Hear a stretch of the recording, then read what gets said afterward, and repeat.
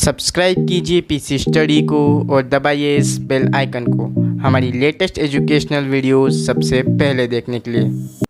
इस वीडियो में हम स्टार्ट करेंगे क्लास 10 के मैथ्स का चैप्टर नंबर 5 अर्थमेटिक प्रोग्रेशन। तो ये अर्थमेटिक प्रोग्रेशन होता क्या है? तो ये अर्थमेटिक प्रोग्रेशन नंबर्स की एक सीरीज़ होती है जो हर बार एक सेम अमाउंट में इंक्रीज या डिक्रीज होती है। जैसे एग्जाम्पल 2, 4, 6, 8 और ये ऐसे ही आगे बढ़ते जाएंगे इन्फिनिटी तक। तो अगर हम इस नंबर्स की सीरीज़ के सेकेंड टर्म में से फर्स्ट टर्म को सब्ट्रैक्ट करेंगे, मीन्स 4 में से हम 2 को सब्ट्रैक्ट करेंगे तो हमें मिलेगा 2। और अगर हम इसके थर्ड टर्म में से सेकेंड टर्म को सब्ट्रैक्ट करेंगे तो यह आ जाएगा 6 - 4 = 2। तो ये नंबर्स की सीरीज़ हर बार 2 से इंक्रीज हो रही है, इसीलिए हम बोल सकते हैं कि ये एक अर्थमेटिक प्रोग्रेशन है। जैसे 10, 7, 4, 1 से लेके इन्फिनिटी तक। इसमें अगर हम सेकेंड टर्म में से फर्स्ट टर्म को सब्ट्रैक्ट करेंगे तो हमें मिल जाएगा -3, और थर्ड टर्म में से सेकेंड टर्म को सब्ट्रैक्ट करेंगे तो भी हमें मिलेगा -3। तो क्योंकि यहाँ पर हमें डिफरेंस माइनस में मिला, मतलब इस नंबर्स की सीरीज़ में हर बार 3 डिक्रीज हो रहा है, तो ये भी एक अर्थमेटिक प्रोग्रेशन होंगी। तो कोई भी नंबर्स की सीरीज़ अगर हर बार सेम अमाउंट में इंक्रीज हो रही है या सेम अमाउंट में डिक्रीज हो रही है तो उसे हम बोलेंगे अर्थमेटिक प्रोग्रेशन। तो अर्थमेटिक प्रोग्रेशन मीन्स एपी दो टाइप्स की होती है। फर्स्ट है इन्फिनाइट एपी, जैसे 2, 4, 6, 8 से इन्फिनिटी तक। इसमें हमें कोई भी लास्ट टर्म नहीं दिया है, मीन्स ये इन्फिनाइटली आगे बढ़ते जाएंगी, और ऐसी एपीज को हम बोलते हैं इन्फिनाइट एपी। सेकेंड है फिनाइट एपीज, जैसे 4, 8, 12, 16 to 52। इन एपीज में हमें लास्ट टर्म दिया होता है, मीन्स हमें पता होता है कि ये एपी कहाँ पर एंड होंगी, और हमें लास्ट टर्म दिया होता है, इसीलिए हम इसे बोलते हैं फिनाइट एपी।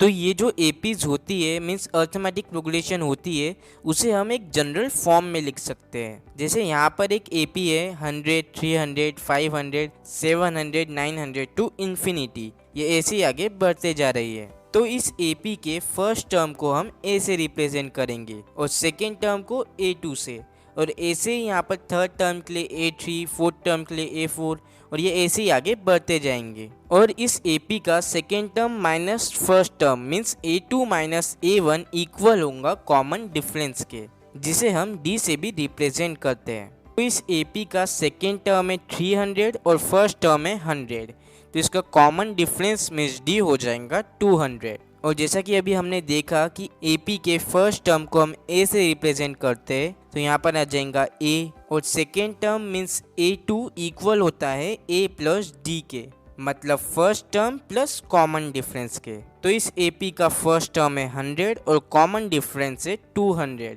तो हमें A2 मिल जाएगा 300। तो आप देख सकते हैं इस AP का सेकेंड टर्म है 300 और A + D भी इक्वल है 300 के, तो हम A2 को लिख सकते हैं A + D, और ऐसे ही हम थर्ड टर्म को लिखते हैं A + 2D। इसके जगह पर भी आप वैल्यू पुट कर लीजिए। फर्स्ट टर्म हो जाएगा A मीन्स 100 + 2 × D। D के जगह पर हम D की वैल्यू पुट कर लेंगे, D की वैल्यू है 200, तो ये आ जाएगा 100 + 2 × 100 हो जाएगा 200, तो ये आ जाएगा 100 + 2 × 200 आ जाएगा 100 + 400, और 100 + 400 आ जाएगा 500। तो आप देख सकते हैं इस AP की थर्ड टर्म है 500, और ऐसे ही हम AP के फोर्थ टर्म को लिखते हैं A + 3D, और फिफ्थ टर्म को लिखते हैं A + 4D, और ये ऐसे ही आगे बढ़ते जाते हैं। और इसे ही हम AP का मीन्स अर्थमेटिक प्रोग्रेशन का जनरल फॉर्म बोलते हैं। तो ये जनरल फॉर्म का आप करोगे क्या? तो अगर आपको किसी AP का फर्स्ट टर्म और कॉमन डिफरेंस दिया गया है तो आप AP के जनरल फॉर्म को यूज करके उससे एक AP फॉर्म कर सकते हैं। जैसे हमें यहाँ पर फर्स्ट टर्म दिया है 5 और D मीन्स कॉमन डिफरेंस दिया है 2, तो हम इससे एक AP फॉर्म कर लेंगे। तो फर्स्ट टर्म तो हमें दिया ही है 5, तो फर्स्ट टर्म मीन्स A हो जाएगा 5। सेकेंड टर्म इक्वल होता है A + D के, तो A मीन्स फर्स्ट टर्म है 5 और D मीन्स कॉमन डिफरेंस है 2, तो ये आ जाएगा 5 + 2 = 7। थर्ड टर्म हो जाएंगी 5 + 2 × 2, ये आ जाएगा = 9। फोर्थ टर्म हो जाएंगी 5 प्लस 3 इंटू टू, तो ये आ जाएगा 5 प्लस 3 इंटू टू आ जाएगा 6, तो 5 प्लस 6 हो जाएगा 11th। तो यहाँ पर हमारी AP आ जाएंगी, AP is equal to 5 7 9 11th, और ये इसी आगे बढ़ते जाएंगी क्योंकि हमें यहाँ पर कोई भी लास्ट टर्म नहीं दिया है। तो इस चैप्टर में कुछ फॉर्मूलाज है, जैसे अगर आपको कोई AP दी गई है और उसका आपको कोई भी टर्म पूछ लिया जाए तो आप कैसे बताओगे। जैसे यहाँ पर हमें इस AP का 34 टर्म फाइंड करना है, तो इसके लिए एक सिंपल सा फॉर्मूला है, an is equal to a plus n minus one into d. इस फॉर्मूला को यूज करके आप किसी भी AP का कोई भी टर्म फाइंड कर सकते हैं। तो चलो देखते हैं इस AP का 34 टर्म क्या होगा। तो इस AP का फर्स्ट टर्म मीन्स a है 3 और d मीन्स कॉमन डिफरेंस हो जाएगा a2 minus a1 means second term minus first term. तो सेकेंड टर्म है 8 और फर्स्ट टर्म है 3, तो 8 माइनस 3 हो जाएगा 5, और n मतलब जो टर्म हमें फाइंड करना है, तो हमें 34 टर्म फाइंड करना है तो n हो जाएगा 34।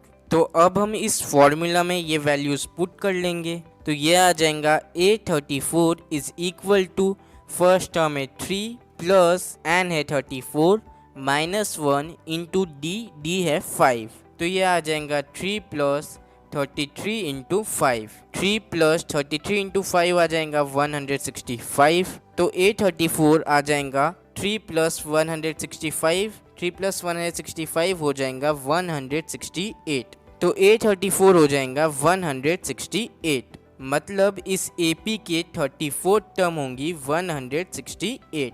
तो अगर आपको किसी भी AP का कोई भी टर्म फाइंड करना हो तो आप इस फॉर्मूला का यूज़ कर सकते हो, an is equal to a plus n minus one into d. पर अगर आपको इन AP के टर्म्स के जगह टर्म्स का सम फाइंड करने के लिए बोला जाए तो आप उसे कैसे फाइंड करोगे। तो इसके लिए फॉर्मूला है s is equal to n upon 2 into 2a plus n minus one into d. तो सबसे पहले हम यहाँ पर गिवन लिख लेंगे, तो n इक्वल हो जाएगा 12 के, क्योंकि हमें फर्स्ट 12 टर्म्स का सम फाइंड करना है। इस AP का फर्स्ट टर्म है 3 और कॉमन डिफरेंस हमने अभी अभी फाइंड किया था, कॉमन डिफरेंस मीन्स d है 5, तो हम इस फॉर्मूला में वैल्यू पुट कर लेंगे, तो ये आ जाएगा s is equal to n है 12, तो ये आ जाएगा 12 upon 2 into 2 into 3 plus 12 minus 1 into 5, तो ये आ जाएगा 6 इंटू 6 प्लस 11 इंटू 5, तो ये आ जाएगा s is equal to 6 into 6 plus 11 into 5 हो जाएगा 55, तो ये आ जाएगा 6 इंटू 6 प्लस 55 हो जाएगा 61, और 6 इंटू 61 हो जाएगा 366। तो इस AP के फर्स्ट 12 टर्म का सम हो जाएगा 366, एस 12 इज इक्वल टू 366। तो अगर आपको किसी भी इन्फिनाइट AP में कोई भी n टर्म का सम फाइंड करना है तो आप इस फॉर्मूला को यूज करके इजीली फाइंड कर सकते हैं। पर ये फॉर्मूला तो सिर्फ इन्फिनाइट APs के लिए है, फिनाइट AP में आप n टर्म का सम कैसे फाइंड करोगे। तो इसके लिए एक और फॉर्मूला है, s is equal to n upon 2 into a plus l, और जैसा कि हमें पता है कि फिनाइट AP में हमें लास्ट टर्म गिवन होता है, तो यहाँ पर L का मतलब है लास्ट टर्म, तो हमने यहाँ पर लास्ट टर्म लिख दिया है 168,